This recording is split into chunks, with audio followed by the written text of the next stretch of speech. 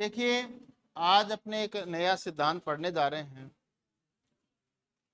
उदात्तवाद या उदात्त तत्व।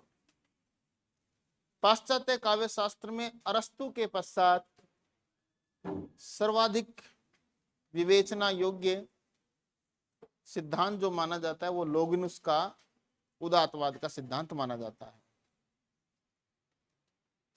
लोगिनुस या लोंजाइनस अंग्रेजी में कह सकते हैं, यूनानी भाषा में लोगिनुस कह सकते हैं।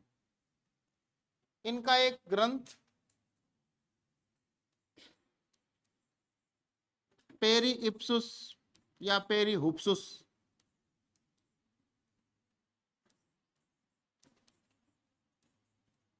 यूनानी में पेरी हुप्सुस, अंग्रेजी में देखें तो इसको हम पेरी इप्सुस कह सकते हैं।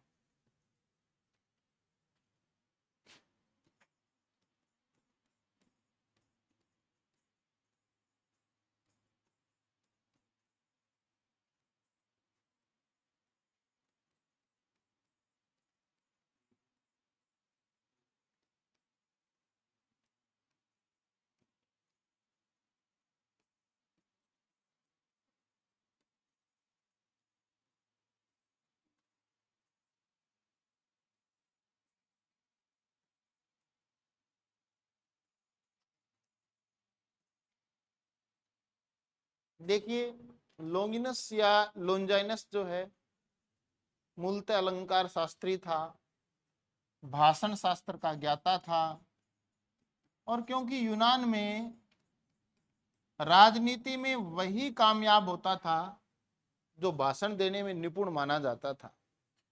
हमारे यहाँ भी भाषण को ही प्रमुखता दी जाती है। भाषण का अर्थ है वाग्मिता का प्रकर्ष, यानी कि आपकी जो वाक क्षमता है उसकी श्रेष्ठता। लोगिनस ने इसी से संबंधित ग्रंथ लिखा। लोगिनस का जो ग्रंथ है वो पेरिपोइएटिकेस की भांति काव्य शास्त्र से संबंधित नहीं है। लोगिनस का जो ग्रंथ है वो ग्रंथ भाषण शास्त्र से संबंधित है। भाषण शास्त्र, ये रेट्रिको इसको कहा जाता है। क्या कहा जाता है? रेट्रिको। भाषण शास्त्र से संबंधित ये ग्रंथ है। लोगिनुस पहली शताब्दी से लेकर के 30वीं शताब्दी तक के बीच का समय विद्वानों ने इसका माना है। लोगिनुस का जो ग्रंथ है इसमें कुल 44 अध्याय हैं। कितने अध्याय हैं? 44 अध्याय और 60 पृष्ठ हैं। 60 पृष्ठ हैं।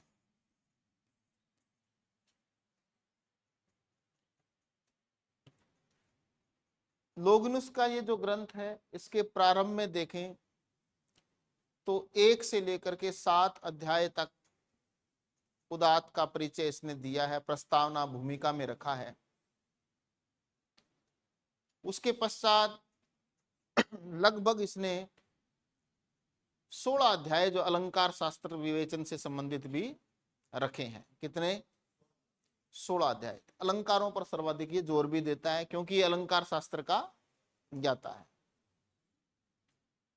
लोगिनुस का जो ग्रंथ है बहुत लंबे समय तक लोगों के सामने नहीं आया। 1554 ईस्वी में इतावली विद्वान है रोबेर्तेलो। क्या नाम है? रोबेर्तेलो।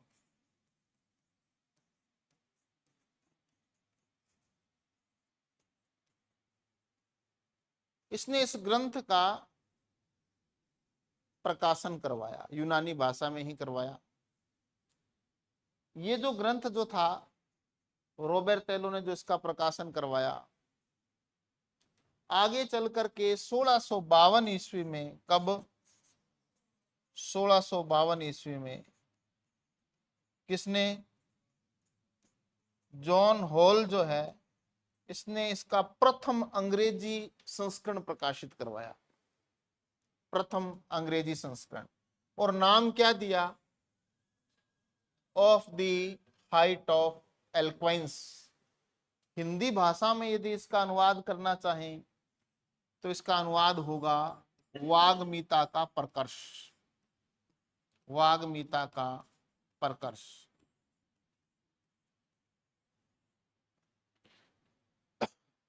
अपने इस ग्रंथ में 44 अध्याय जिसमें है उदात्त की चर्चा की है, उदात्त की चर्चा की है। लोगिनुस या लोंजाइनस ने स्पष्ट रूप से तो उदात्त का लक्षण नहीं दिया है, किंतु फिर भी उसने स्थान स्थान पर उदात्त की चर्चा की है।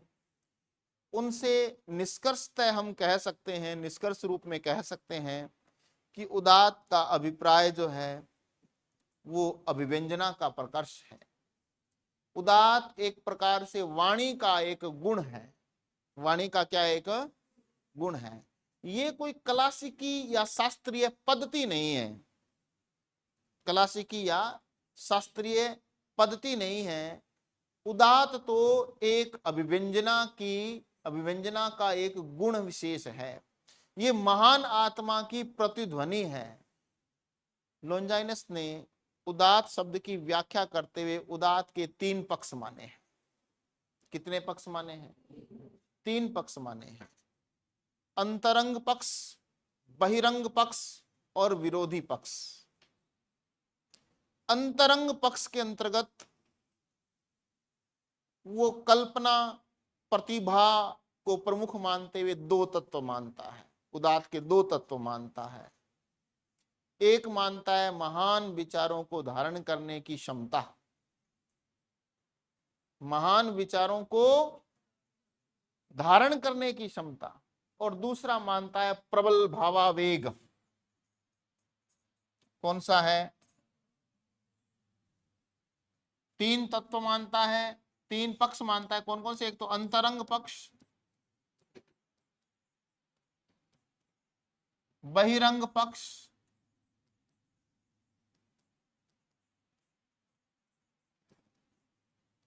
और तीसरा है विरोधी पक्ष। विरोधी पक्ष। अंतरंग पक्ष के अंतर्गत वह उदात्त के सहजात तत्व मानता है। और कितने मानता है? 2 मानता है।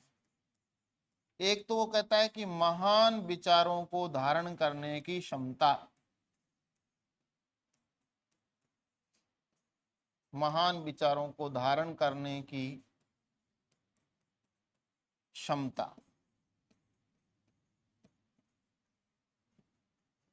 दूसरा वो मानता है प्रबल भावावेग। प्रबल भावावेग। बहिरंग पक्ष के अंतर्गत वो 3 तत्व मानता है। कितने तत्व मानता है? 3 तत्व मानता है। कौन कौन सा? समुचित अलंकार नियोजन,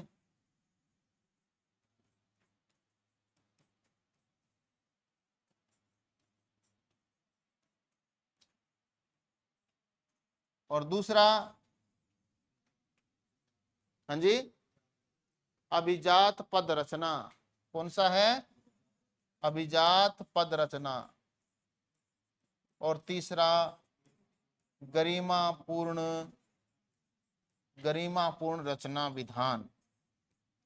गरिमापूर्ण या औदात्यपूर्ण रचना विधान।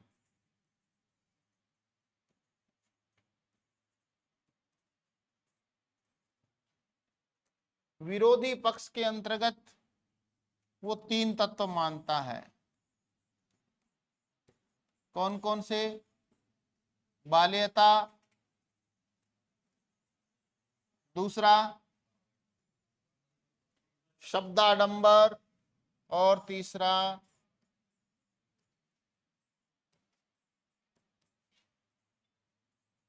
भावाडंबर।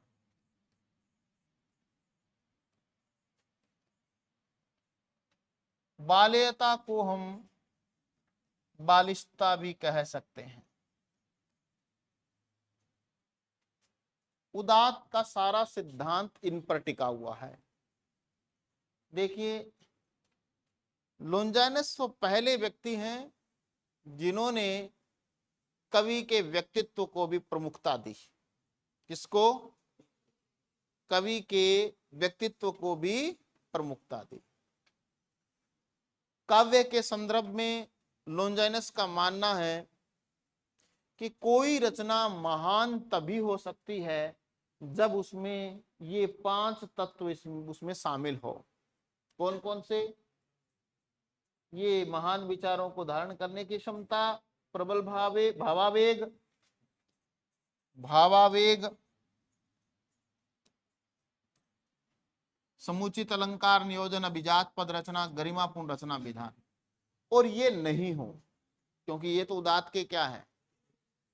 उदात्त से तात्पर्य है महान आत्मा की। कहीं वो उसको महान आत्मा की प्रतिध्वनि करार देता है, कहीं वो अभिव्यक्ति का श्रेष्ठ गुण कहता है, कहीं वो अभिव्यंजना का प्रकर्ष कहता है, कहीं वो वाग्मिता की श्रेष्ठता या प्रकर्ष कहता है। कुल मिलाकर के अभिव्यक्ति का महान गुण है औदात्य। औदात्य अर्थात कवि जब किसी कृति की रचना करता है तो लोंजाइनस कहता है कि उसमें तभी महानता आ सकती है, वो महान काव्य का सृजन तभी कर सकता है जब वो जन्म से ही महान आत्मा का धनी रहा हो। यदि जन्म से तो उसने खोटे कर्म किए हैं, शुद्र भावों में डूबा रहा है आकंठ, जीवन भर जो शुद्र भावों में डूबा रहा, जीवन भर जो अधम कार्य करता रहा, उसकी प्रवृत्ति अधम रही, नीच कार्यों में जो पेबस्त रहा, डूबा रहा, ऐसा व्यक्ति महान काव्य की सृजना नहीं कर सकता, क्योंकि उसकी आत्मा महान नहीं है। और औदात्य तो महान आत्मा की ही क्या है? प्रतिध्वनि है। तो कहता है कि कवि के पास ऐसा हृदय होना चाहिए, उसकी ऐसी क्षमता होनी चाहिए कि वह महान विचारों को धारण कर सके। और इसके लिए जरूरत होती है नैसर्गिक प्रतिभा की। वो प्रतिभा को भी मुख्य मानता है। कल्पना के संदर्भ में उसने स्पष्ट रूप से तो सीधी घोषणा तो नहीं की है, लेकिन वो कहता है कि कल्पना भी आवश्यक है। कल्पना भी महान काव्य की रचना करने के लिए क्या है? आवश्यक है। हाँ, वो अपने से पूर्व के कवियों के अंधा अनुकरण पर भी जोर नहीं देता है, लेकिन ये अवश्य कहता है कि महान रचनाकारों की रचनाओं का अनुशीलन तो करना ही चाहिए। उससे जो है कवि की जो रचना क्षमता है उसमें वृद्धि होती है, उसमें अभिवृद्धि होती है। तो जो पुराने जो रचनाकार हैं, पूर्ववर्ती जो रचनाकार हैं, उनकी रचनाओं के अनुशीलन के बारे में कहता है कि नहीं कहता? लोगिनुस कहता है। तो कहता है कि जिसकी आत्मा शुद्र भावों में डूबी रही हो, महान काव्य का रचयिता नहीं हो सकता। उसके लिए महान आत्मा का होना आवश्यक है। वो है महान विचारों को धारण करने की क्षमता। और ये कोई बाद में नहीं आ सकती, ये तो जन्म से ही होती है, सहजात है, जन्मजात प्रतिभा है ये।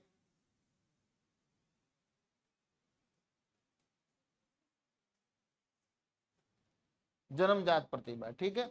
दूसरा है प्रबल भावावेग।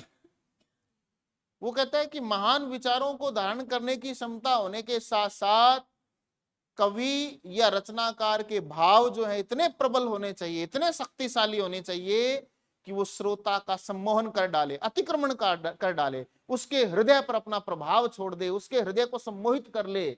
और ये सम्मोहन उदात्त का जो होता है, ये यदा कदा नहीं होता, ये सर्वदा होता है। एक स्थिति में नहीं होता, सर्व स्थिति में होता है, सभी स्थितियों में होता है। तो महान भावों को जो धारण कर, महान विचारों को धारण करने की क्षमता के साथ साथ कवि के विचार या भाव जो हैं वो भी इतने शक्तिशाली होने चाहिए कि सुनने वाला तुरंत उन भावों के अधीन हो जाए। जैसे कोई गुंडाई करके, गुंडागर्दी करके अधिकार जमा लेता है ना, कब्जा कर लेता है प्लाट पर, तो वैसा ही उदात्त विचारों का धनी कवि जो है अपने प्रबल भावावेग की क्षमता से श्रोता के हृदय पर अधिकार जमा लेता है। और ये भावावेग की प्रबलता इस प्रकार होती है कि भाव न तो अनास्थस्थ होने चाहिए, अस्थानस्थ। अस्थानस्थ का मतलब सही स्थान पर ही प्रयुक्त होने चाहिए भाव। यदि विवाह हो रहा है, आप शोक के गीत गा रहे हो, शोक के भाव प्रकट कर रहे हो, तो वो उपयुक्त भाव थोड़ी है, वो उस स्थान के योग्य नहीं है। वहां तो फिर मंगलाचरण होना चाहिए, है ना। और शोक सभा हो रही है, वहां पर यदि तुम जिदे हेट कोड़े, वो पंजाबी गाना है ना, कौन सा है ऐसा कुछ है ना, किसका, बिंद्र किया गया। हाँ, तो वो वहां पर उचित नहीं है। यानी कि भाव अपने स्थान के, अपने समय के अनुरूप होने चाहिए, है ना। सत्संग चल रही है और उसमें यदि फुहड़ कोई गीत चला दे, तो वो वहां पर भाव जो है वो सम्माननीय नहीं होते, वो सम्मोहन नहीं कर पाते। तो श्रोताओं पर, पाठकों पर इसका जो प्रभाव जो है, भावों का जो प्रभाव है वो सम्मोहनकारी होना चाहिए। कैसा होना चाहिए, सम्मोहनकारी, अतिक्रमण करने वाला होना चाहिए। ऐसे नहीं, कोई महान रचनाकार जब अपनी बात कहता है, महान कवि जो अपनी रचना के बारे में कहता है, या कोई ऐसे मान लो कि कोई अच्छा अच्छा गायकार कोई गीत सुना रहा है, तो उसको ये कहने की आवश्यकता नहीं है कि 2 मिनट बैठो भाई मेरे वाला गीत सुन के जाना, गीत पूरा सुन के जाओ। नहीं, श्रोता अपने आप ही जमे रहेंगे, क्योंकि उसने सम्मोहित कर लिया। फिर चाहे लेट हो रहा है तो हो रहा है। ऐसा प्रभाव होना चाहिए रचना में। समुचित अलंकार नियोजन के संदर्भ में उसने कुछ नवीन अलंकारों की बात की है। उसने सार अलंकार, सप्तोक्ति अलंकार, विप्रय अलंकार, विशेषण विप्रय अलंकार, प्रयोक्ति अलंकार, सभाउक्ति अलंकार, इन अलंकारों की चर्चा करते हुए अलंकारों पर सर्वाधिक जोर दिया है। अलंकारों पर उसने सर्वाधिक जोर दिया, उदात्त में इनको आवश्यक माना है। लेकिन वो कहता है साथ ही कि अलंकारों का प्रयोग इस प्रकार किया जाए कि अलंकार जो है वो साध्य नहीं हो, अलंकार साधन हो। अलंकार क्या हो, साधन हो। साध्य क्या होना चाहिए, उदात्त। साध्य क्या होना चाहिए, उदात्त होना चाहिए। देखो, अरस्तु ने विषय को साध्य माना था। अरस्तु जो है उसने विषय को क्या माना था, साध्य माना था। लोंजाइनस विषय को साधन मानता है, सब्जेक्ट। सब्जेक्ट क्या है, साधन, साधन है। और साध्य क्या है, उसमें निहित उदात्त, उसमें निहित औदात्य, उसमें निहित महानता का गुण, वो साध्य है। तो अलंकारों का प्रयोग इस प्रकार होना चाहिए कि अलंकारों का प्रयोग हुआ है या नहीं हुआ इस ओर ध्यान ही नहीं जाए। जैसे मीरा का काव्य है, मीरा का काव्य है। दूसरी तरफ यदि हम पढ़ते हैं केशवदास की रचना, तो हमें स्पष्ट पता चलता है कि जबरदस्ती अलंकार ठूंसे गए हैं। तो अलंकारों का प्रयोग ऐसे नहीं होना चाहिए। अलंकारों की संख्या के बारे में भी लोंजाइनस कहता है कि रूपकों की कोई निश्चित संख्या नहीं है। रूपकों की कोई, रूपक या रूपक इत्यादि अलंकार, सादृश्यता, धर्म पर आधारित अलंकार, वो कहता है रूपकों की कोई निश्चित संख्या नहीं है, लेकिन उनका प्रयोग जो अलंकारों का समुचित होना चाहिए। समुचित का मतलब उचित तरीके से होना चाहिए। ऐसे नहीं कि जैसे किसी रमणी को यदि अत्यधिक श्रृंगार से सजाया जाए, अत्यधिक अलंकरणों से विभूषित किया जाए, तो कई बार वे अलंकरण ही व्यक्ति के सौंदर्य को घटा देते हैं। उचित अलंकरण होने चाहिए, उचित अलंकरण होने चाहिए। अब कई बार देखा नहीं, बीननिया लाल ही जराब, लाल ही साड़ी, ऊपर व लाल मांग भरेड़ी, और बरोबर में लाल पर्स है। बाकी आपको पता ही है। तो वो सौंदर्य बढ़ाने की बजाय क्या लगता है, कम करता है, हीनता लाता है। तो वैसे ही अलंकारों का प्रयोग जो है वो समुचित होना चाहिए। थोड़ी सी आवाज आवाज डाउन करो थोड़ी सी। तो अलंकारों का जो प्रयोग है वो समुचित होना चाहिए। उसके बाद अभिजात पद रचना, इसको भी महत्वपूर्ण मानता है। विचार से कितने ही मानता हो, देखो इन दोनों में संबंध मानता है, इसमें और इसमें सह संबंध मानता है, पद रचना में और विचारों में, विचार और पद संगठन में, पद दोनों में संबंध मानता है। कौन मानता है, लॉन्जाइनस सह संबंध मानता है। कैसा कि महान विचार तो है, लेकिन उन विचारों को प्रस्तुत करने के लिए रमणीय और सुंदर शब्द नहीं है, पद नहीं है, तो विचार तो धरे के धरे रह जाएंगे। अब मैं मौन हूं, भले ही मेरे मन में कितने ही भाव सुंदर हों, भले ही कितने ही अच्छे विचार हों, भले ही कितना ही मेरे को लॉन्जाइनस का उदात्तवाद जो वो मैंने पढ़ा हो, क्या आपको उससे कोई फर्क पड़ेगा? वो मन की मांझ मन में रही है ना। तो विचारों के साथ साथ अभिजात पद रचना, यानी कि मनोहारी, आकर्षक और सुंदर शब्द या पद जो है वो उदात्त को व्यक्त करने के लिए होने चाहिए। अब ये भी हो गया, यानी कि आप दूल्हे को सजाने के लिए आप ले आए, दूल्हे को तो क्या दुल्हन कह दें, दूल्हा तो कम श्रृंगार करता है। अब जैसे कि वो होता है ना आजकल, वो क्या बोलते हैं उसको, मैं तो नाम और याद नहीं उसके, दुल्हन के 15-20 दिन पहले वो शुरू कर देते हैं ना, पहले नीचे पहले पुट्टी करती है महिलाएं, फिर प्राइमर मारती है, और उसके बाद में फिर पेंट, 2-3 कोट, उसके टाइम लगता है ना उसमें। बिल्कुल मैं उसकी बात कर रहा हूं, देखो इसको अच्छे तरीके से समझो। आपके पास सारा सौंदर्य प्रसाधन से संबंधित सामान आ गया है ना, आपके पास वो, अब मुझे ज्यादा नाम नहीं आते उनके, जो भी है, मतलब फेस वॉश है, वो ऊपर लगाने वाली वो क्रीम है, एक वो क्या बोलते हैं सनस्क्रीन है, वो सारी चीजें आ गई। लेकिन आपने सनस्क्रीन को डोड़ों पर लगा लिया और काजल को होठों पे लगा लिया, तो क्या वो सौंदर्य में 4 चांद लगाएंगे? वैसे ही पद तो वो सारे हैं, लेकिन उनका ठीक ठीक उचित तरीके से उनका नियोजन यदि नहीं हुआ, उन शब्दों को ठीक तरीके से आपने रखा नहीं, तो क्या फिर वो गरिमापूर्ण रचना विधान हो पाएगा?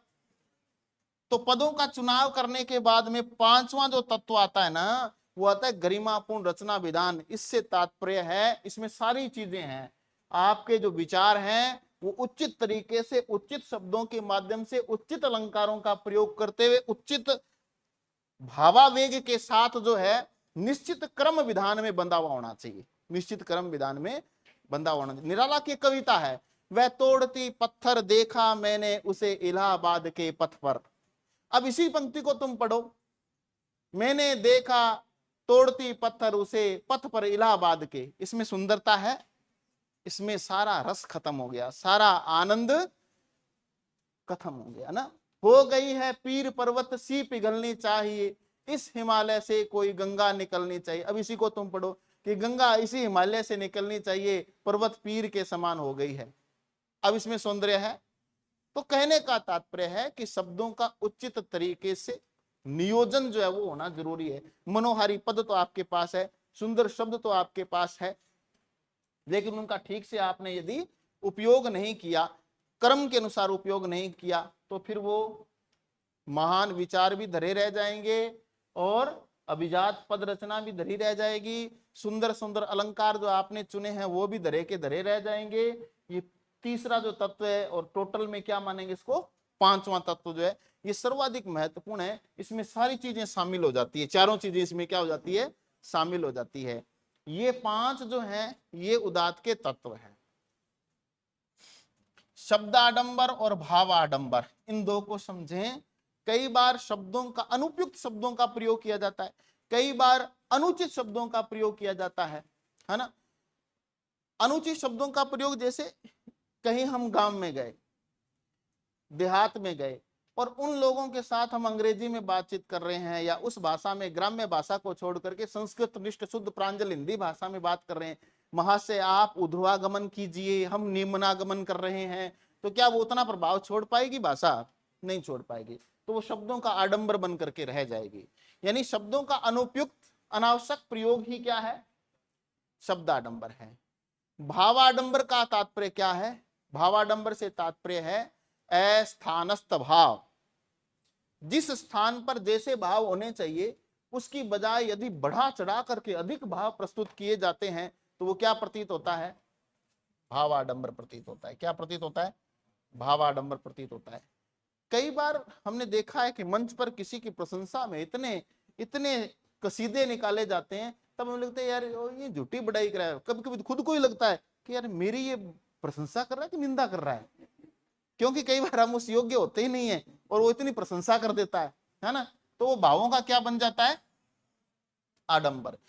बालिशता से तात्पर्य क्या है? बालिशता या बाल्यता से तात्पर्य है कि कई बार कोई कथावाचक या वक्ता जो है किसी विषय के बारे में बोल रहा होता है, लेकिन उसका ज्ञान अधूरा होता है, उस विषय पर पकड़ नहीं होती है। पकड़ नहीं होती तो फिर वो इधर उधर की बातें करने लगता है, तथ्य को इधर उधर तोड़ मड़ोड़ करके प्रस्तुत करने लगता है। उसको क्या कहते हैं?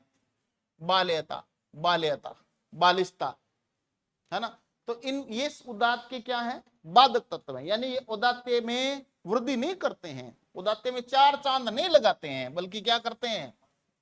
कालिख लगाते हैं, कालिख, उदात्त को घटाते हैं। तो उदात्त क्या है ये समझ गए आप? उदात्त है महान आत्मा की प्रतिध्वनि। वो कल्पना की बिंबात्मक बिंब विधायनी शक्ति की भी बात करता है। लोंजाइनस या लुगनिस कल्पना की बिंब विधायनी शक्ति की भी बात करता है। वो उसका एक अध्याय है पूरा का पूरा, 2 अध्याय हैं, रूपक और बिंब पर आधारित अध्याय भी उसने लिखे हैं। ये जो लोंजाइनस का जो ग्रंथ है ये उत्तम पुरुष शैली में है। किस शैली में लिखा गया है? उत्तम पुरुष शैली में लिखा गया है। और ये अपने शिष्य पोस्तुमियुस तेरेंतियानुस को संबोधित किया गया है।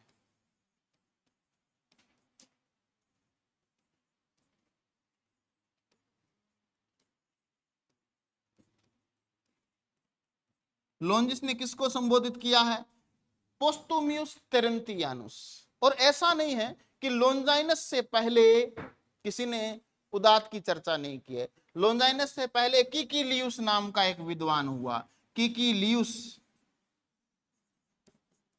या केकिलियुस नाम का एक विद्वान हुआ। इसने जो है उदात्त की चर्चा की है, लेकिन इसने भावों पर जोर नहीं दिया, भावों की चर्चा ज्यादा नहीं की। तो इसका जो सिद्धांत है वो ज्यादा उपयोगी नहीं रहा। उसके बाद में सही रूप में इसको जो व्याख्यायित किया है वो किसने किया? लोंजाइनस ने किया है। प्रश्न आ जाए, लोंजाइनस से पहले किसने उदात्त की चर्चा की है? किकिलियुस ने। लोंजाइनस ने अपना ग्रंथ किसको संबोधित किया है? तेरेंतियानुस। पत्रात्मक प्रविधि में लिखा गया ग्रंथ है। किस विधि में? पत्र, जैसे कोई पत्र लिखता है दूसरे को, उस विधि में लिखा गया। उत्तम पुरुष शैली की, मैं ऐसे कहता हूं, मैं ऐसे करता हूं, मैं ये सोचता हूं, ऐसे उत्तम पुरुष शैली में लिखा गया। तो लोंजाइनस की कहानी इतनी भर नहीं है, आगे और है। अब तुम लिखो। अब खाका स्पष्ट हो गया ना, क्या है क्या नहीं है। अब तुम लिखो लोंजाइनस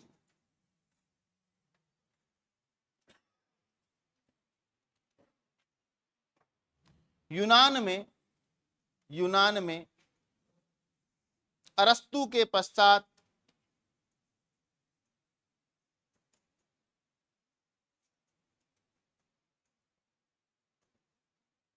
पहले प्लेटो है, उसके बाद अरस्तु है ना। यूनान में अरस्तु के पश्चात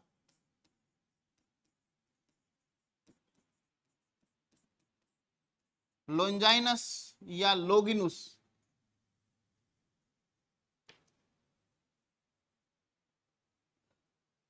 लोंजाइनस या लोगिनुस महत्वपूर्ण व्यक्ति माने जाते हैं।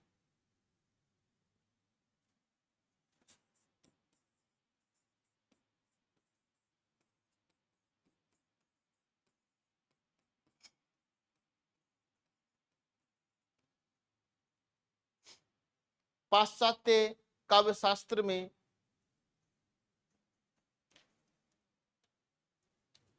पाश्चात्य काव्यशास्त्र में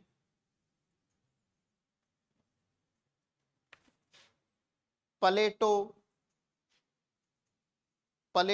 और अरस्तु के पश्चात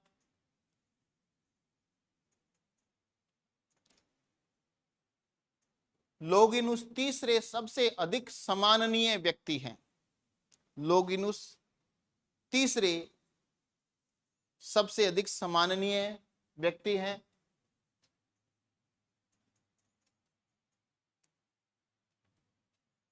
इनका समय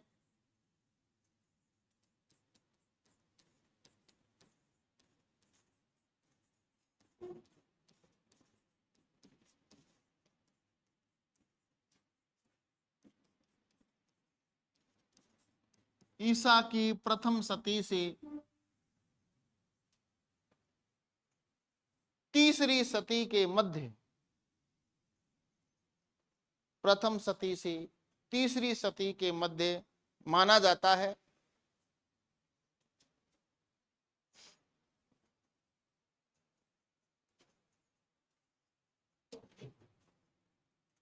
तीसरी सदी के मध्य माना जाता है।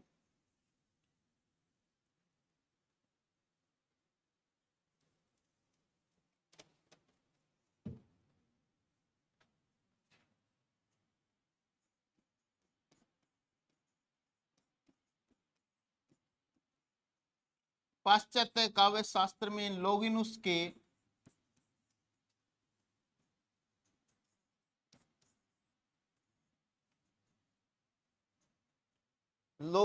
के उदातवाद की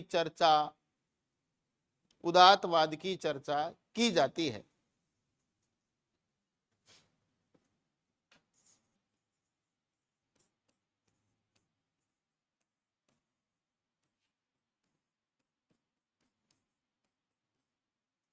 रचना या ग्रंथ इनका जो है पेरीओप्सुस या पेरीइप्सुस है।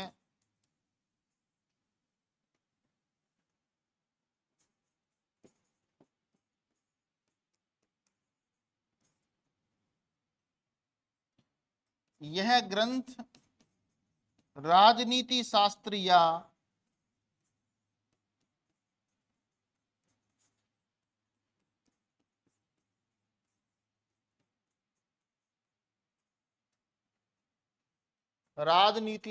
या काव्य शास्त्र से संबंधित न होकर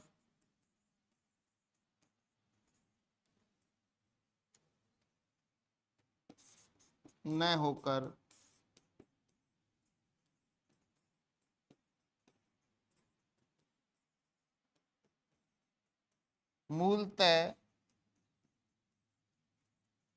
भाषण शास्त्र से संबंधित ग्रंथ है।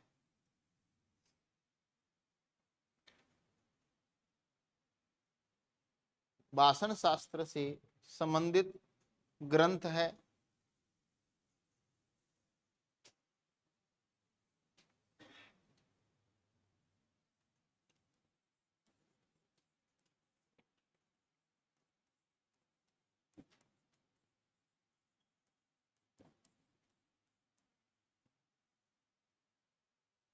लगभग 1500 वर्षों की उपेक्षा के बाद 1500 वर्षों की उपेक्षा के बाद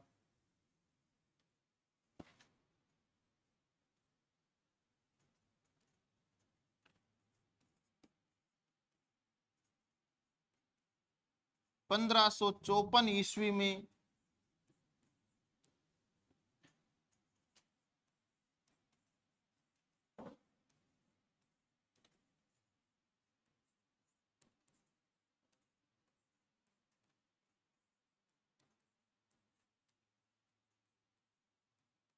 इतावली विद्वान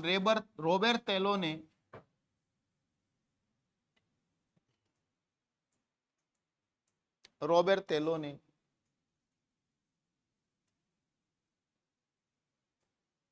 सर्वप्रथम इस ग्रंथ का प्रकाशन करवाया।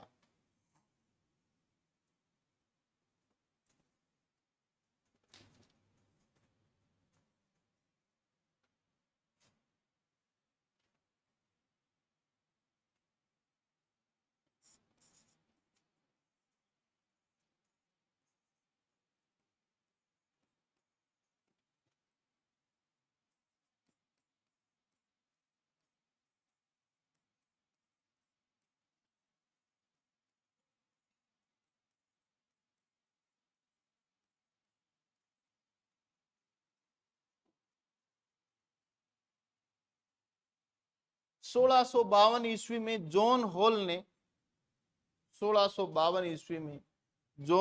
ने सर्वप्रथम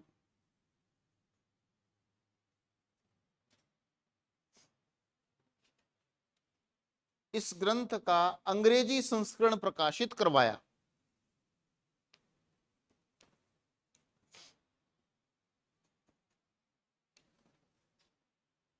अंग्रेजी संस्करण प्रकाशित करवाया और इसका नाम रखा गया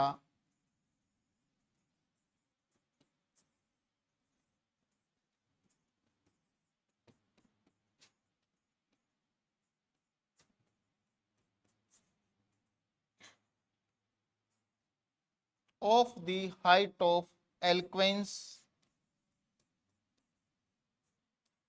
अर्थात वाग्मिता का प्रकर्ष।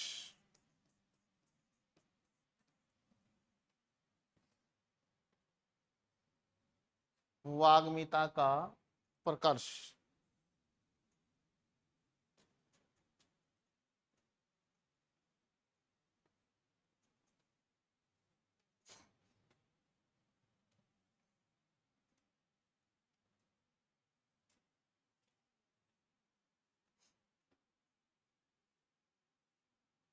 इसके बाद लिखिए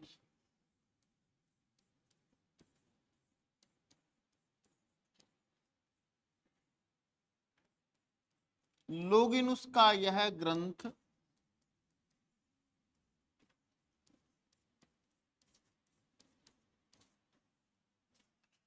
पत्रात्मक प्रविधि में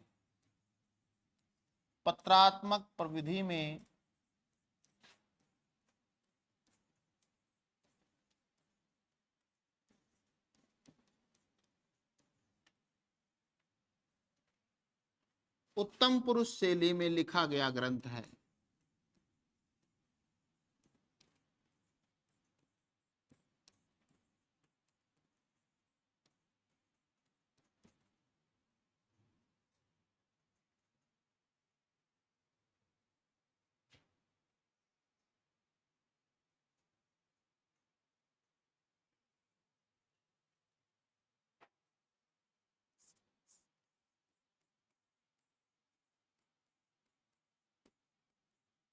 लोगिनुस का यह ग्रंथ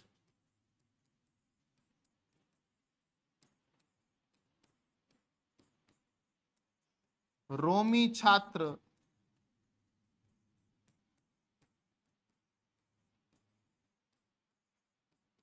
पोस्तुमियुस तेरेंतियानुस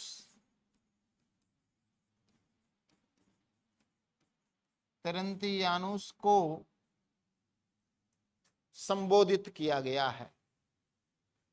नाम लिख लो तुम, पोस्तुमियुस तेरेंतियानुस।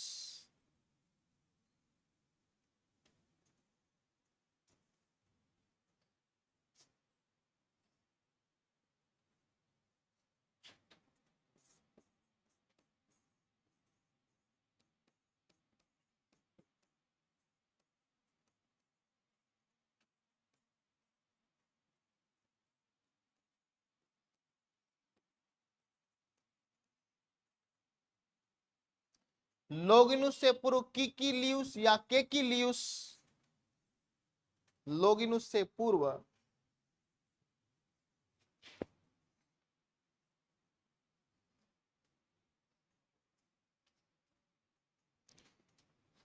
केकिलियुस नामक विद्वान ने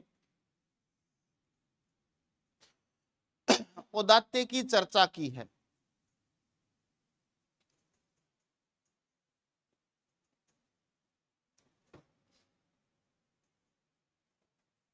औदात्य की चर्चा की है,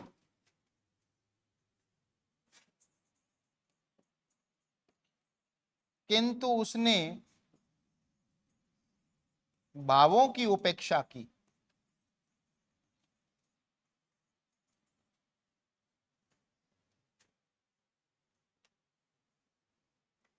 भावों की उपेक्षा की।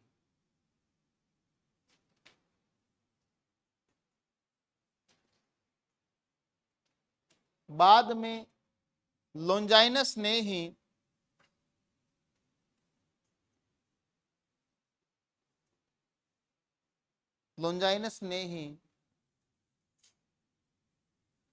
व्यवस्थित रूप में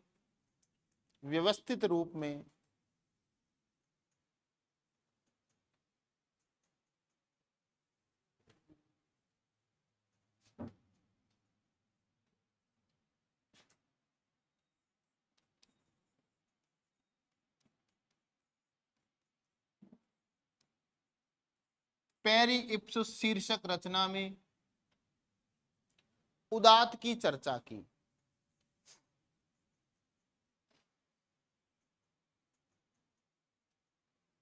उदात्त की चर्चा की।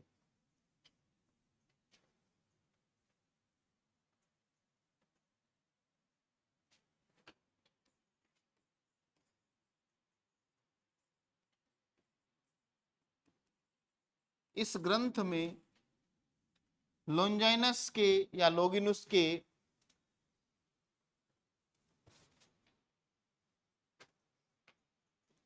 काव्य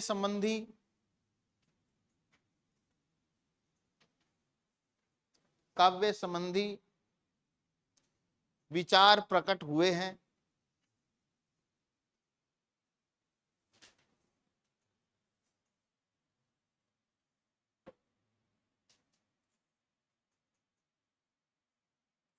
पेरी इप्सुस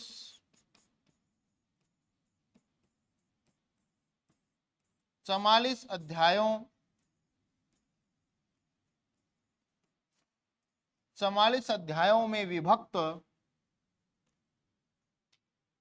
60 पृष्ठों की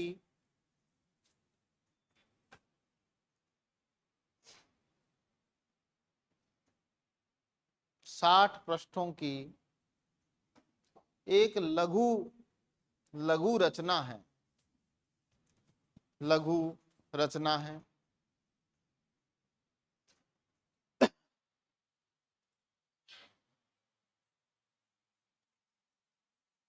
जिसमें सर्वाधिक चर्चा अलंकारों पर की गई है। अलंकारों पर की गई है।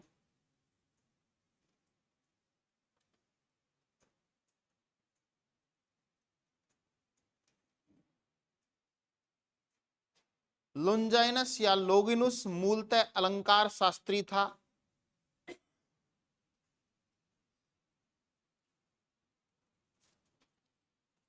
अलंकार शास्त्री था।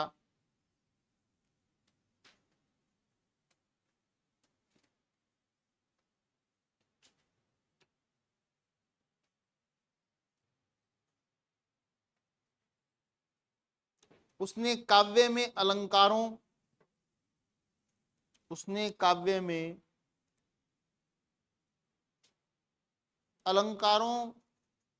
अलंकारों का प्रयोग महत्वपूर्ण माना है।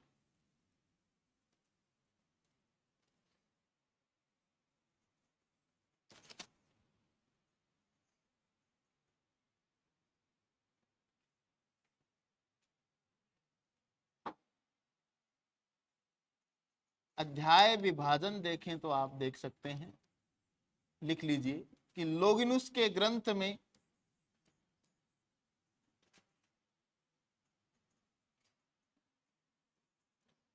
अध्यायों का विभाजन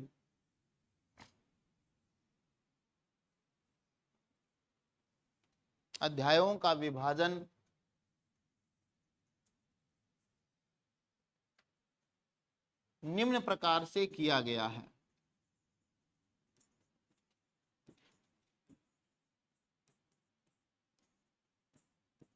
जैसे 1 से 7 अध्याय में क्या क्या है? उदात्त का स्वरूप है, भूमिका है, भूमिका या प्रस्तावना, उदात्त का स्वरूप है। इसके अलावा कतिपय जो दोष हैं उनके बारे में चर्चा की गई है।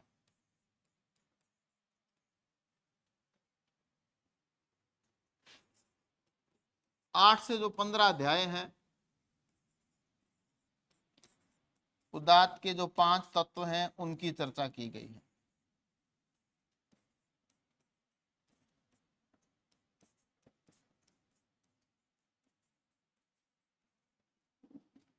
सोलह से 29 अध्याय जो हैं अलंकारों से संबंधित है। कितने हो गए रे? 15 अध्याय हो गए क्या? अलंकार विवेचन से संबंधित है।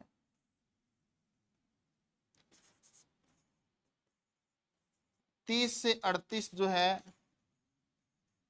रूपक, बिंब इत्यादि से संबंधित है।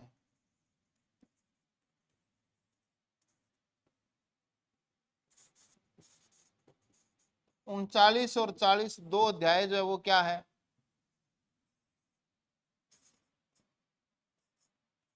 भावों की उत्कटता से संबंधित है।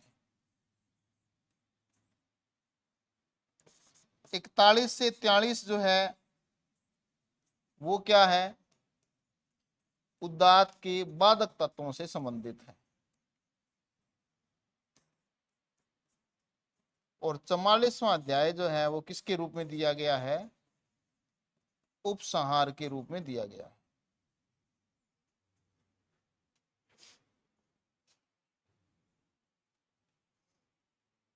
ये लिख लो तो।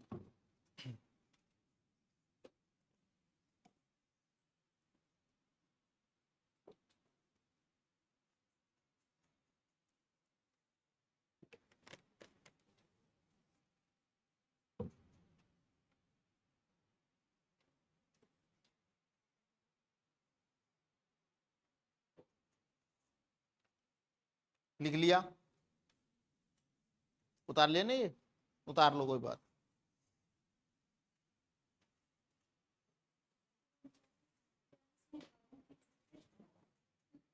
उत्कटता या उत्कृष्टता एक ही बात है।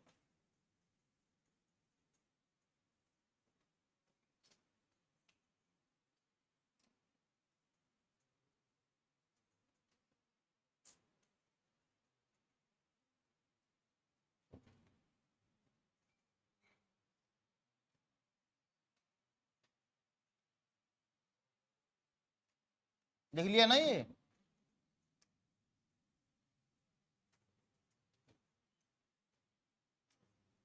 सबने लिख लिया? बढ़ते हैं आगे।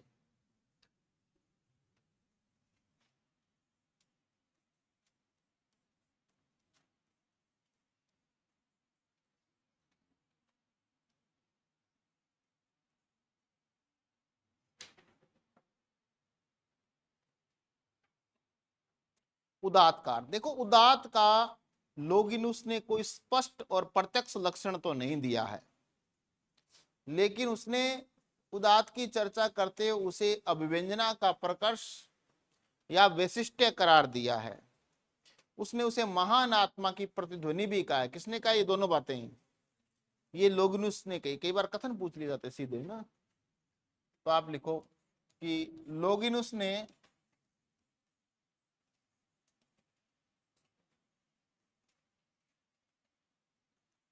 उदात्त की चर्चा करते हुए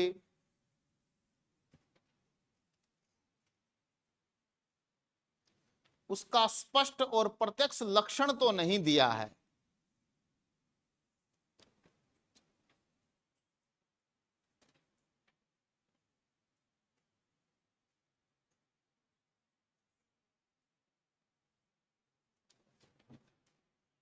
प्रत्यक्ष या स्पष्ट लक्षण तो नहीं दिया है, किंतु स्थान स्थान पर अप्रत्यक्ष रूप से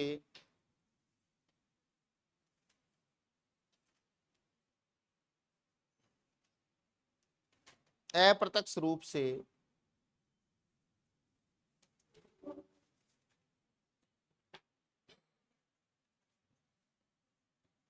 उदात्त के लक्षण दिए हैं। इन स्पष्ट प्रत्यक्ष रूप से तो नहीं दिए, लेकिन अप्रत्यक्ष रूप से दिए हैं।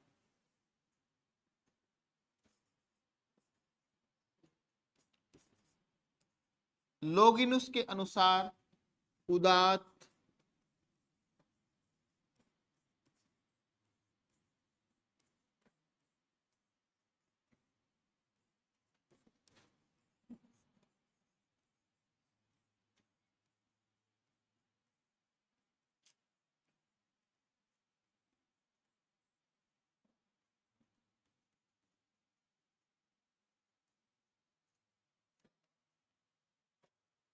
अभिव्यंजना का प्रकर्ष या वैशिष्ट्य है।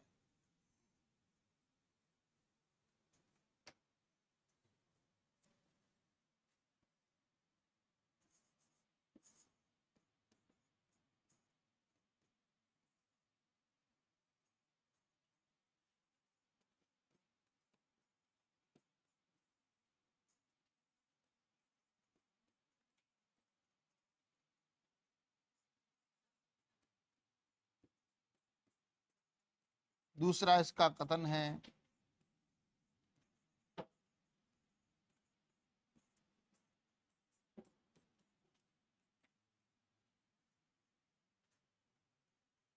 औदात्य महान आत्मा की प्रतिध्वनि है।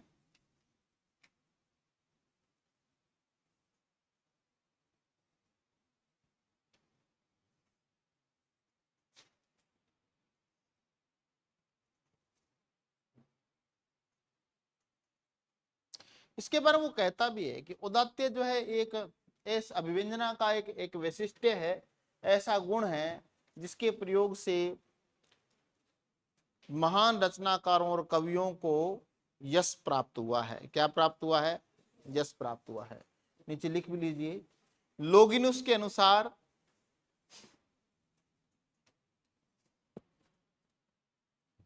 यह वाणी का एक ऐसा वैशिष्ट्य,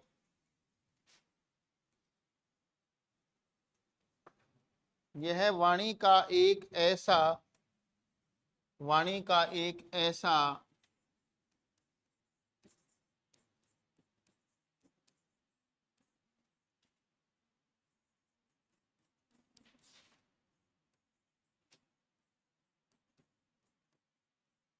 एक ऐसा वैशिष्ट्य और चरमोत्कर्ष है,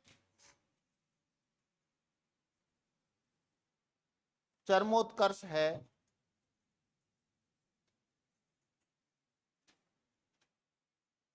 जिससे महान कवियों और इतिहासकारों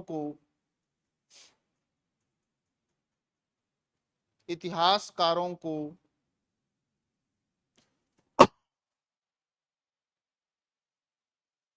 जीवन में प्रतिष्ठा और यश प्राप्त हुआ है। प्रतिष्ठा और यश प्राप्त हुआ है।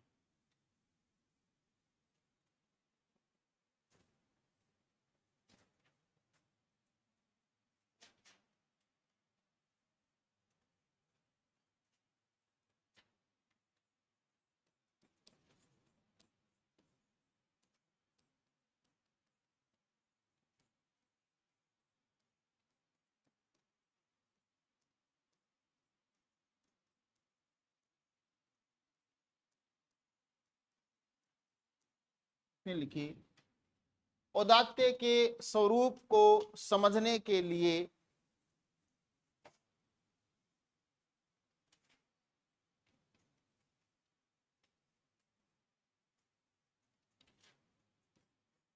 निम्न तथ्यों पर विचार किया जा सकता है।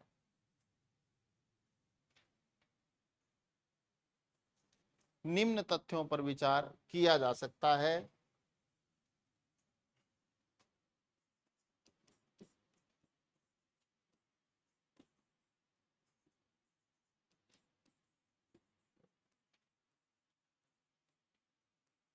पहला लिखिए, औदात्य अभिव्यंजना या अभिव्यक्ति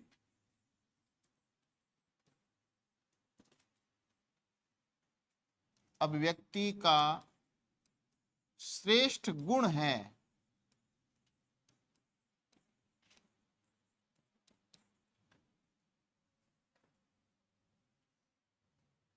श्रेष्ठ गुण है। यह वक्तृता की या अभिव्यक्ति की कोई शास्त्रीय शैली नहीं है। क्या नहीं है? कोई शास्त्रीय शैली नहीं है।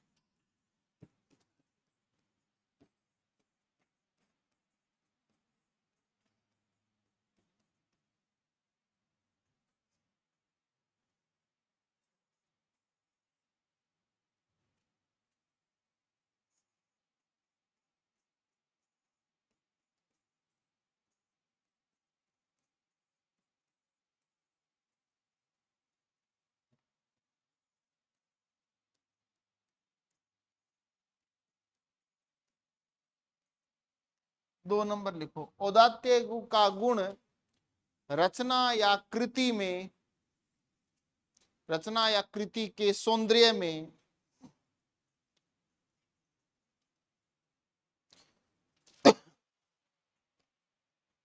में चार चांद लगा देता है।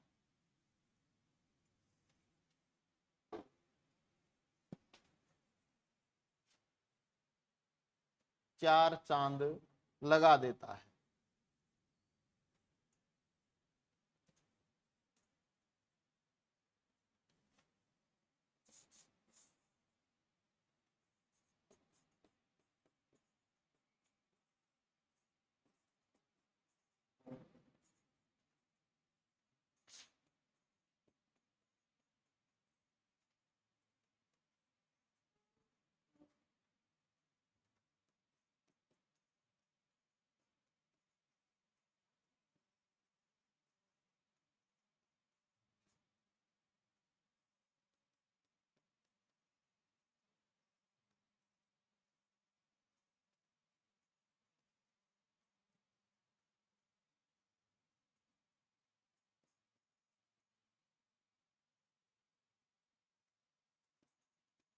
औदात्य सदैव महान आत्मा के महान विचारों और भावों की तीव्रता, भावों की, उदात्य सदैव महान आत्मा के महान विचारों और भावों की तीव्रता से ही रचना में आता है।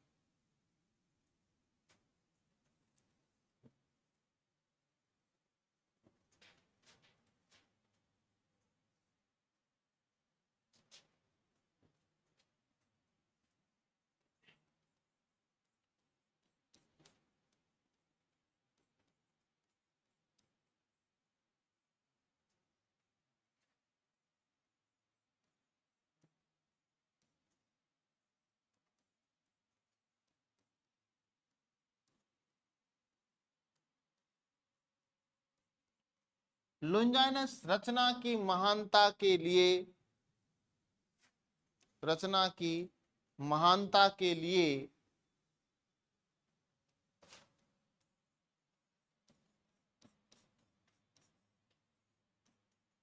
रचनाकार के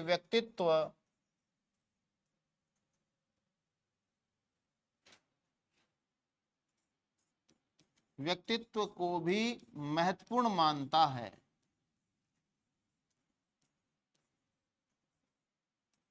महत्वपूर्ण मानता है।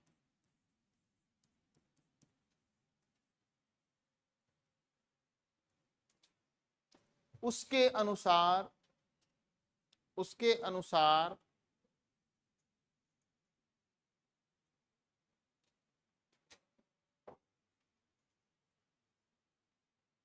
महान रचना केवल वही रचनाकार, केवल वही रचनाकार कर सकता है जिसकी आत्मा जन्म से महान रही हो। जिसकी आत्मा जन्म से, यानी वो आत्मा की दोष मुक्तता की बात करता है ना, सैदोष आत्मा की बात नहीं करता। जन्म से क्या रही हो, महान रही हो। जीवन भर शुद्र भावों में,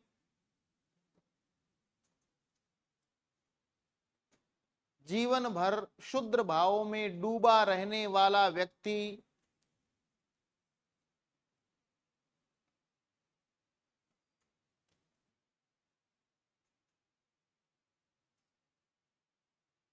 महान रचना नहीं कर सकता।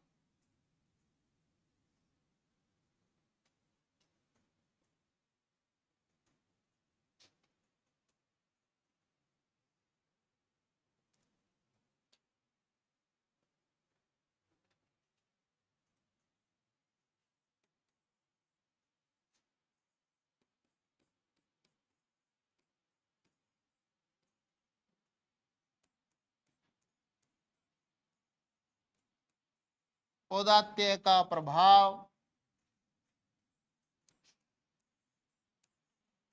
मंथर न होकर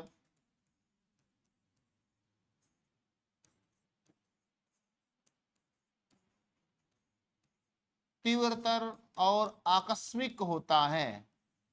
क्या होता है? आकस्मिक होता है, एकदम से छा जाता है। यानी कोई कई बार होता है ना, कोई गीत की थोड़ी सी धुन बजती, हाँ यार वो आन दे, ऐसा होता है ना। हाँ हाँ यही सुना, यही सुना, हमने सुना नहीं, पूरा गीत नहीं सुना है, लेकिन आकस्मिकता, अचानक, अचानक उसका प्रभाव हृदय में हो गया, अचानक सम्मोहन। सम्मोहन यही तो है। धीरे धीरे नहीं कि पहले सुनेंगे, धीरे धीरे फिर रस लेंगे, फिर कि हाँ यार गीत तो बहुत अच्छा, ध्यान से सुनने पर पता चलता है ना। उदात्य जो है उसका प्रभाव आकस्मिक होता है। समझ गए मेरी बात को? बस मेरा उद्देश्य यही है। उदास्य का प्रभाव मंथर न होकर तीव्रतर और आकस्मिक होता है। यह यदा कदा न होकर, यदा कदा भी ऐसे नहीं कि कोई सॉन्ग सुन रहे, कदी कदी अच्छा लगा, कदी कदी बढ़िया कौन लगा यार, मूड को नहीं आज वो गाना सुनने को, ऐसे होता है ना। ऐसे नहीं, उदात्य में वो सदैव ही वो अच्छा लगेगा, सदैव ही वो महान प्रतीत होगा, सदैव ही वो आकर्षक लगेगा। यह यदा कदा न होकर सर्वदा होता है। क्या होता है? सर्वदा होता है, हमेशा होता है।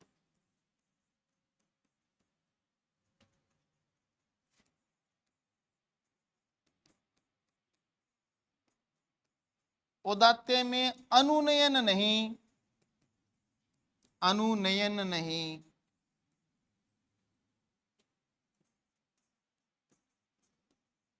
अनुनयन से तुम चक्कर में अनुनय लिख लो सीधा ही।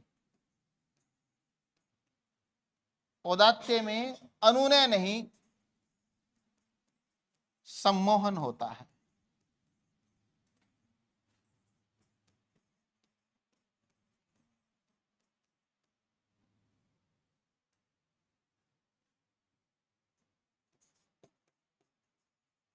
ये बात समझ में आई क्या? किसकी समझ में नहीं आई? अनुनय।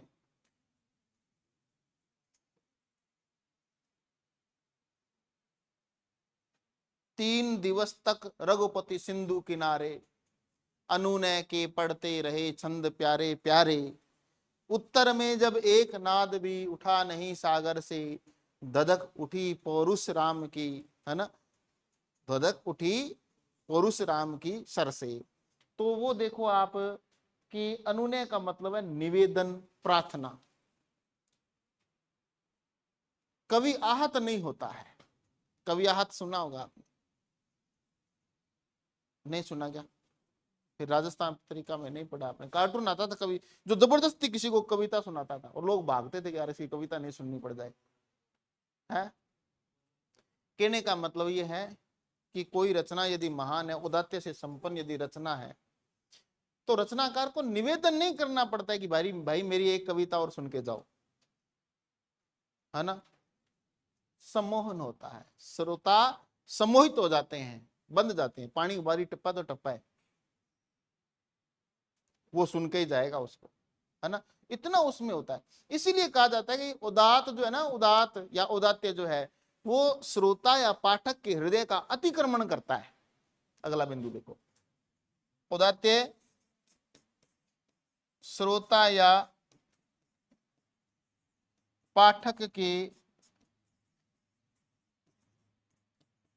हृदय का क्या करता है? अतिक्रमण करता है।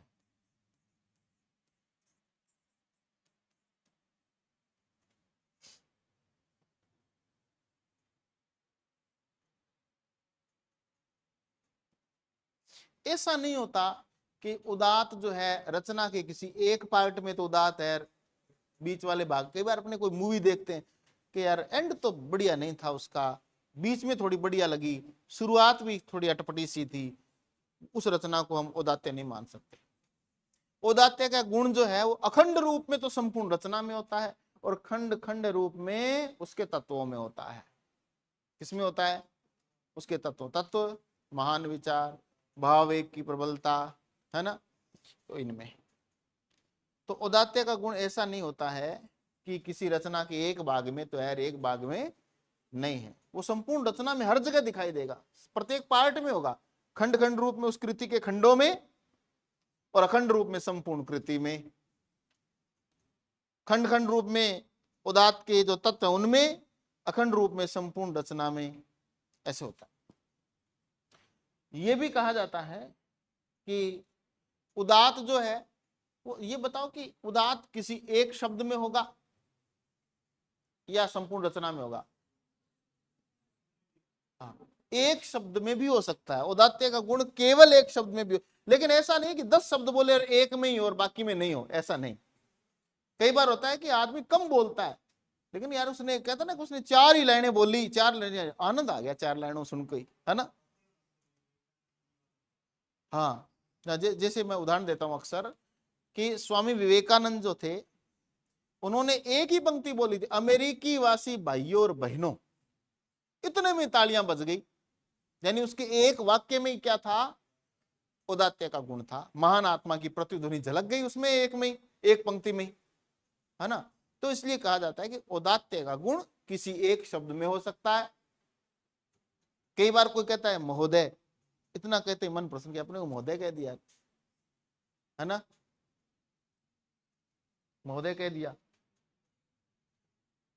कई बार पूरी रचना ही महानता से युक्त होती है, लेकिन ऐसा नहीं कि रचना का एक पार्ट तो उसमें औदात्य का गुण और दूसरे में नहीं है, या कुछ जगह है कुछ जगह नहीं है, ऐसा नहीं होता। एक शब्द से तात्पर्य उसने बोला ही एक शब्द है।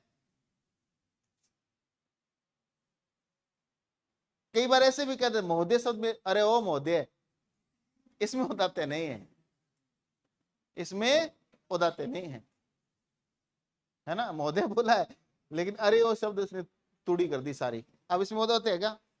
नहीं। यानी कि अरे वो शब्द जो है उसने, उसमें वो औदात्य नहीं है। महोदय में तो था, लेकिन वो छिप गया, अब उसका अवसान हो गया। तो आप लिखो,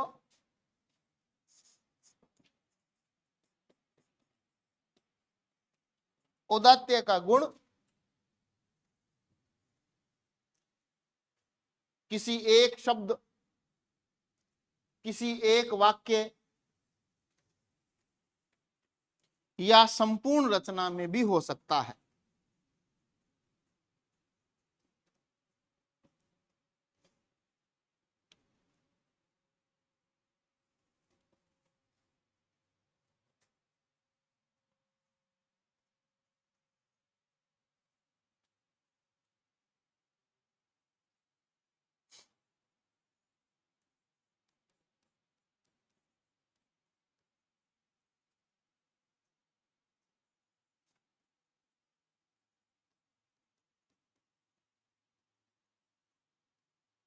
औदात्य साहित्य के सभी गुणों से महान और बढ़कर गुण है। साहित्य के सभी गुणों से महान और बढ़कर गुण है।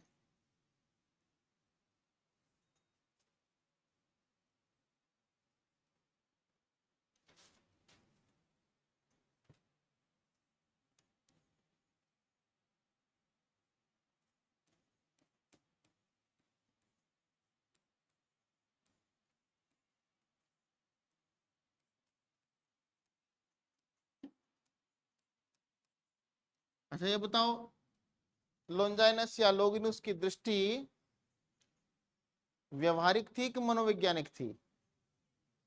अरे दोनों ही थी, दोनों कह दो, क्या दिक्कत है? दिक्कत है कोई? लोंजाइनस की दृष्टि व्यावहारिक एवं मनोवैज्ञानिक थी।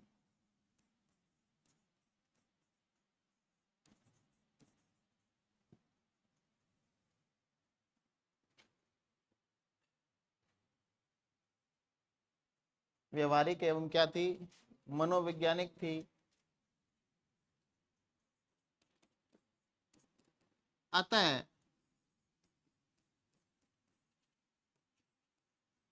औदात्य का उसने कोई एक निश्चित स्वरूप नहीं माना।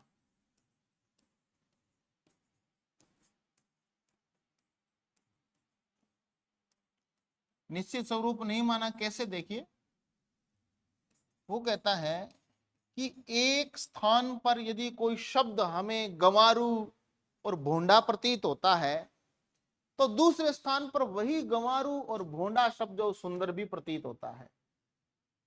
जैसे यदि कोई रचना संस्कृत निष्ठ शब्दावली से युक्त है, संपूर्ण रचना, तो उसमें कोई ग्राम्य शब्दावली का शब्द आ जाता है तो वो दोष बन जाता है। वो क्या बन जाता है? वो उस रचना में खटकता है हमें। लेकिन वही शब्द जब किसी ग्रामीण अंचल की रचना में प्रयुक्त होता है तो वो सौंदर्य को बढ़ाता है। तो निश्चित है क्या? व्यवहार पर निर्भर करता है। किस पर? व्यवहार पर। इसलिए उसने कहा कि अतः औदात्य का उसने कोई एक निश्चित स्वरूप नहीं माना है। वो कहता है कि औदात्य के लिए जरूरी नहीं कि सदैव ही संस्कृत निष्ठ और गरिमापूर्ण शब्दावली का प्रयोग किया जाए।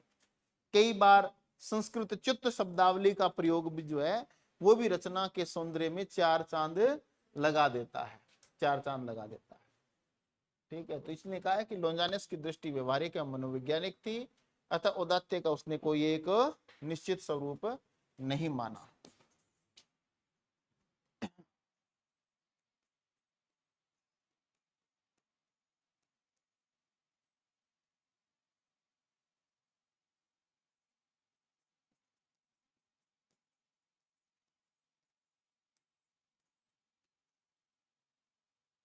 लोंजाइनस ने औदात्य में अलंकारों के समुचित प्रयोग को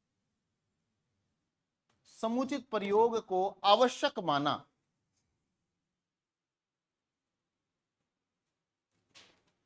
समुचित प्रयोग को आवश्यक माना।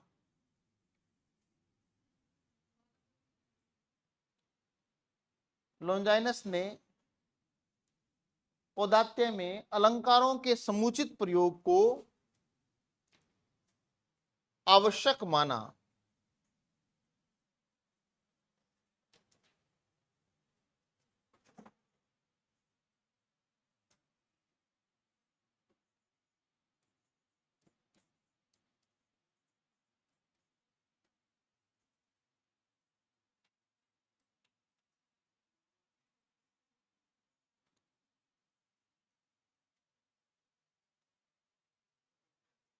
उदात के पक्ष, ये प्रश्न यदि आ जाए उदात के पक्ष कितने तो 3 है, उदात के तत्व कितने तो 5 है। बात आई समझ में? और उदात के सहजात तत्व कितने हैं? उत्पाद्य कितने हैं? अंतरंग तत्व कितने हैं? बाह्य कितने हैं? 3 है। बाधक कितने हैं? 3। विरोधी कितने हैं? बस लिखो उदात के पक्ष। लोगिनुस ने उदात के 3 पक्ष माने हैं। 3 पक्ष माने हैं। कौन कौन से पक्ष है? पहला पक्ष है, कौन सा पक्ष है? पहला है आंतरिक पक्ष, अभ्यंतर पक्ष। दूसरा है बाह्य पक्ष, और तीसरा है विरोधी पक्ष।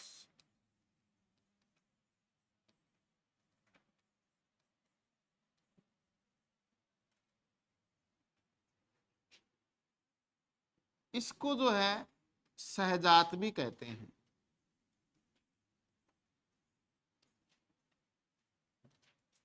इसको जो है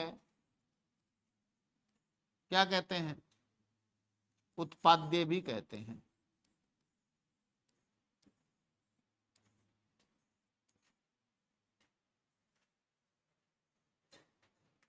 उत्पाद्य भी कहते हैं।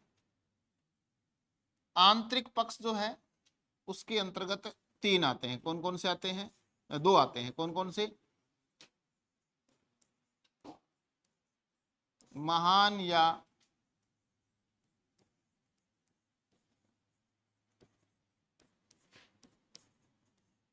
उदात्त विचारों को धारण करने की क्षमता।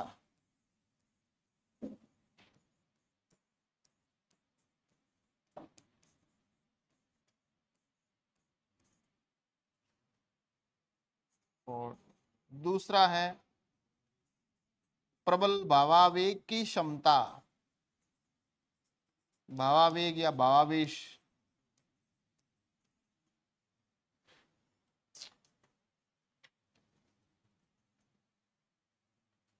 इसके अंतर्गत जो है 3 मानता है।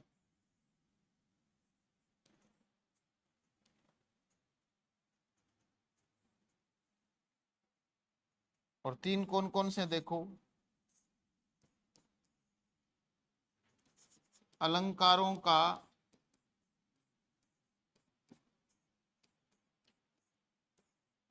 समुचित प्रयोग या समुचित अलंकार नियोजन, ऐसे भी लिख सकते हो। अलंकारों का समुचित प्रयोग या समुचित अलंकार नियोजन। दूसरा जो है वो क्या है? अभिजात पद रचना, यानी सुंदर और मनोहारी शब्दों का चुनाव। और तीसरा इसमें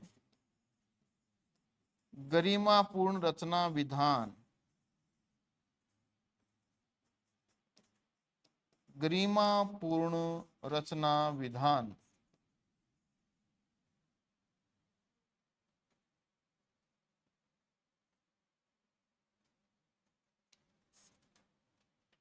गरिमापूर्ण रचना विधान।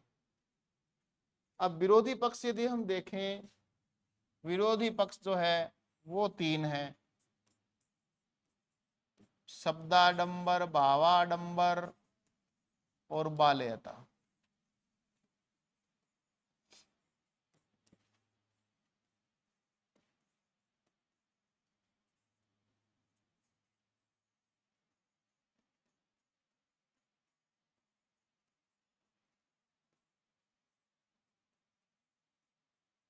बालिस्ता या बाल्यता का मतलब है बचकानापन। अध जल गगरी छलकत जाए जब हो, तब बालिस्ता आ जाती है, बाल्यता आ जाती है।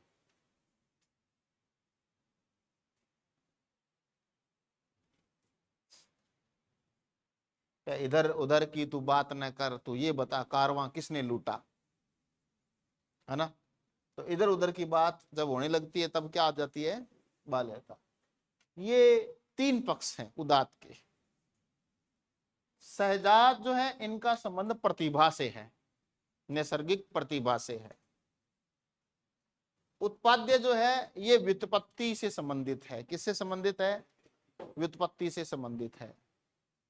अब इसमें वो महान या उदात्त विचारों को धारण करने की क्षमता की जब बात करता है, तो जो प्राचीन कवि हुए हैं, प्राचीन महान जो कवि हुए हैं, उनकी रचनाओं के अनुशीलन की भी बात करता है कि पाठक को, कवि को, रचनाकार को अपने से पूर्व जो महान रचनाकार हुए हैं, ये प्रश्न आया था अभी, उनके काव्यों का क्या करना चाहिए? अनुशीलन। लेकिन हूबहू नकल नहीं, है ना? हूबहू नकल नहीं करनी चाहिए, उसको अंधा अनुकरण नहीं करना चाहिए, ये उसने कहा। दूसरा है प्रबल भावावेग। जब वो ये बात कहता है कि उदात्त विचारों को धारण करने की क्षमता, तो वो प्लेटो के समान हो जाता है थोड़ा थोड़ा। प्लेटो ने क्या कहा था? उसका ये विचार प्लेटो से मेल खाता है। प्लेटो ने कहा था कि काव्य में शुद्र भाव नहीं होने, जैसे त्रासदी और कामदी हमने पढ़ा था ना, कि वो नहीं होने चाहिए। व्यक्ति को भीतर से क्या करते हैं? कमजोर। तो ये भी जो है, ये जो शुद्र भाव है उनको त्यागने की बात करता है। कौन करता है?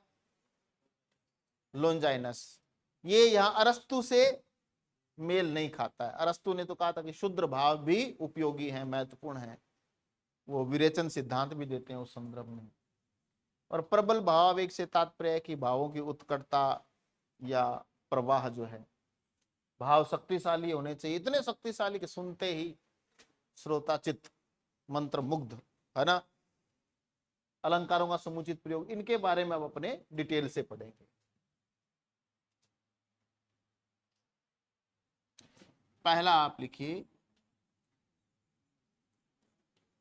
आंतरिक पक्ष।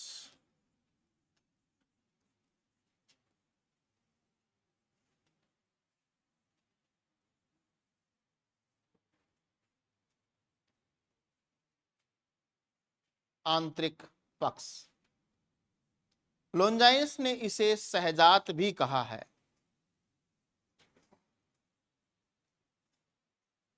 लोंजाइनस ने इसे सहजात भी कहा है।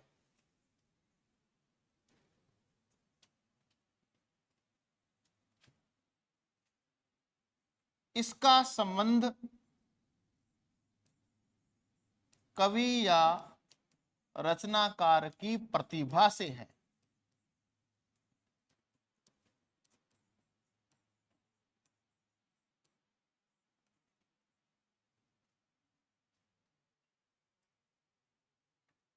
किससे है?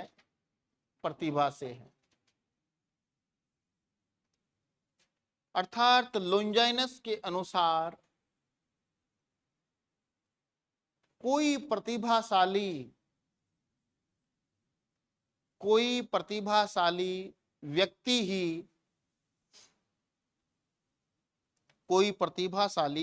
ही महान रचना या निर्दोष महान रचना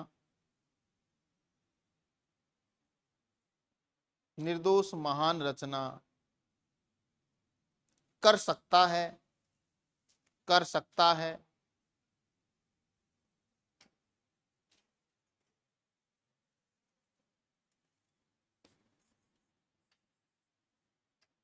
आंतरिक पक्ष के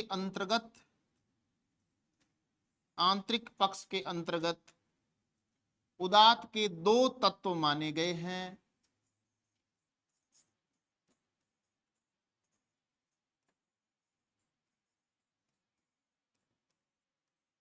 पहला है, आप लिख लीजिए,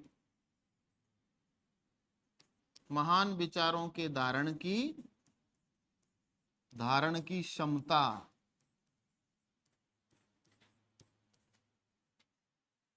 और दूसरा है प्रबल भावावेग।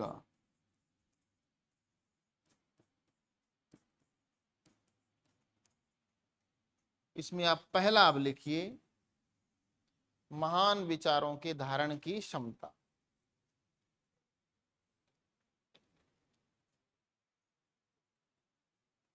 महान विचारों के धारण की क्षमता।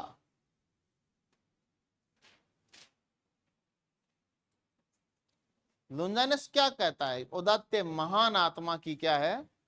प्रतिध्वनि है। आप लिखिए लोंजाइनस ने उदात्त को महान आत्मा की प्रतिध्वनि कहा है। महान आत्मा की प्रतिध्वनि कहा है।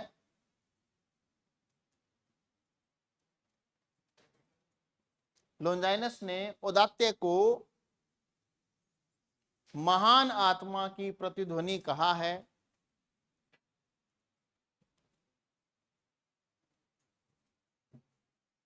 उसके अनुसार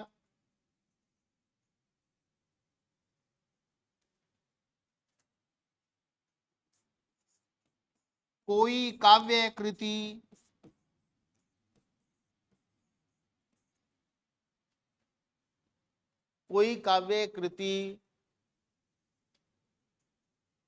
तब तक महान नहीं हो सकती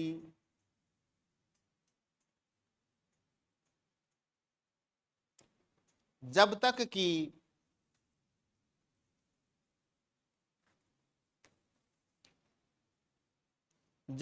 कि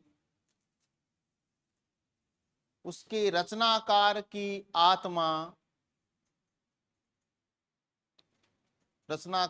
आत्मा महानता से युक्त नहीं हो।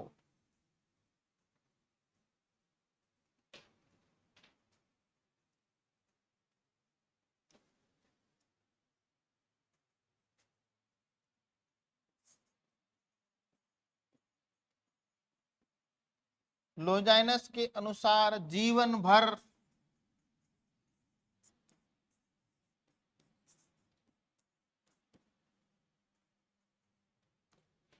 जीवन भर शुद्र भावों से जीवन भर शुद्र भावों से या विचारों से घिरे रहने वाले व्यक्ति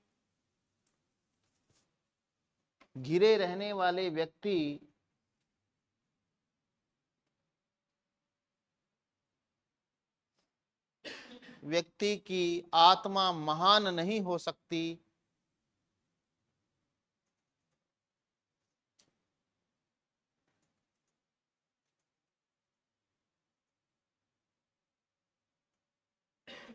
वह किसी महान रचना का कर्ता नहीं हो सकता।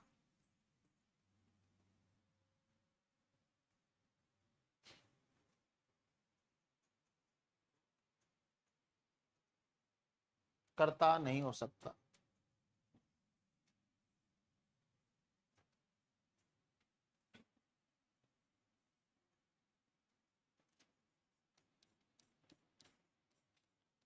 आत्मा की महानता के लिए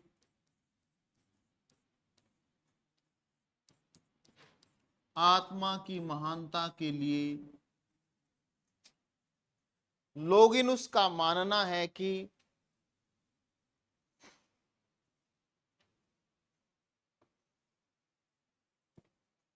कवि को अपनी आत्मा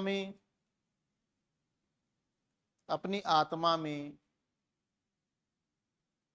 उदात्त विचारों का पोषण करते रहना चाहिए। उदात्त विचारों का क्या करते रहना चाहिए?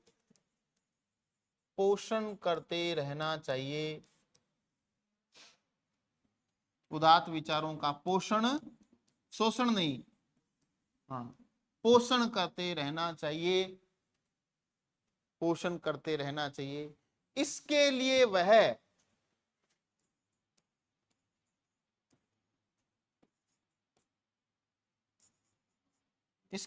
वह प्राचीन कवियों के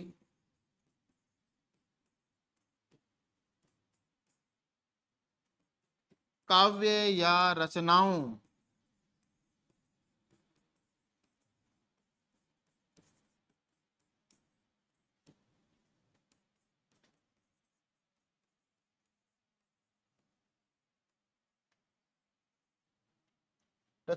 के अनुशीलन की बात भी कहता है। अनुशीलन की बात भी कहता है।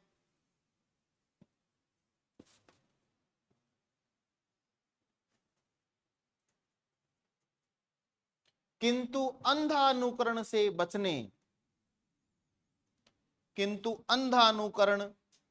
बचने की सलाह भी देता है।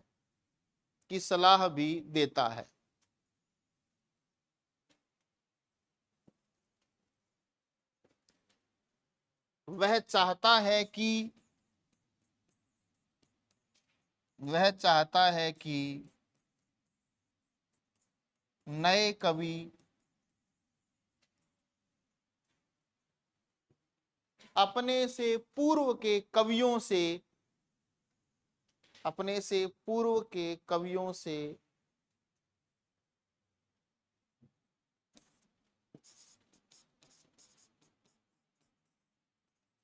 संस्कार ग्रहण करें,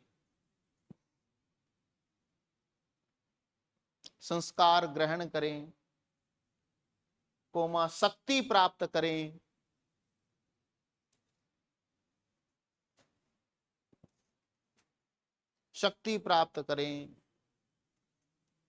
और प्राचीन कवियों की आत्मा को ग्रहण करें। प्राचीन कवियों की आत्मा को ग्रहण करें।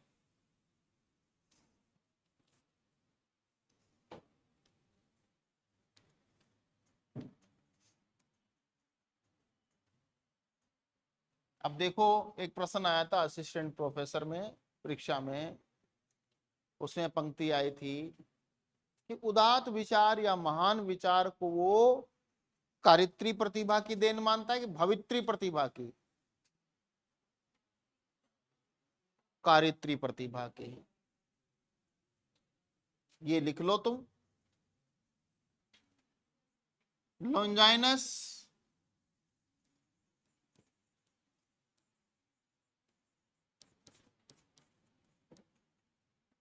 उदात्त विचारों को,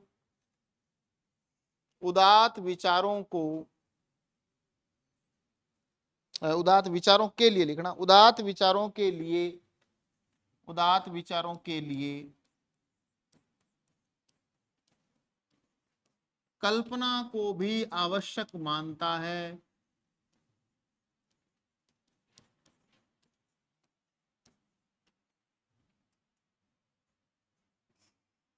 ऐसा नहीं नकल हु भी कर ली जाए पुराने कवियों की, कल्पना भी कर सकता है कवि। कल्पना को भी आवश्यक मानता है, जो कि मानता है, जो कि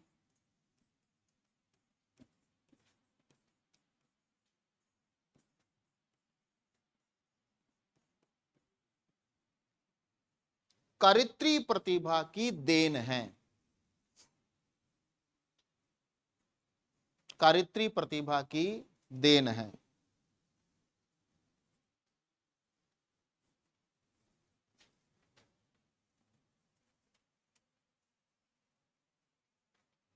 लिख लिया। ये था उदात्त विचार या महान विचारों को धारण करने की क्षमता। बाकी जो चार रहे हैं वो अपने कल पढ़ते हैं।